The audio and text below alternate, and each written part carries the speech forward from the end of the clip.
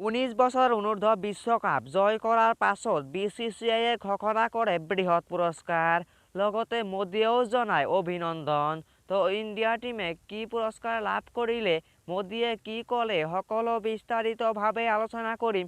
তাৰ আগতে আপোনালোকৰ ওচৰতে এটা অনুৰোধ, চেনেলটোত যদি নতুনকৈ আহিছে চেনেলটো ছাবস্ক্ৰাইব কৰি বেল আইকনটো বজাবলৈ নাপাহৰিব।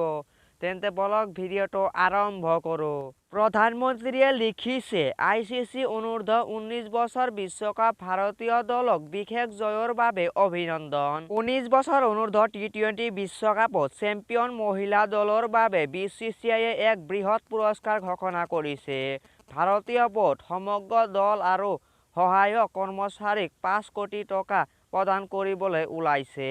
প্ৰধানমন্ত্ৰী নৰেন্দ্ৰ মোদীয়েও ছোৱালীকেইজনীক অভিনন্দন জ্ঞাপন কৰিছে। প্ৰধানমন্ত্ৰীয়ে লিখিছে, ICC অনূৰ্ধ্ব 19 বছৰ বিশ্বকাপত ভাৰতীয় দলক বিশেষ জয়ৰ বাবে অভিনন্দন।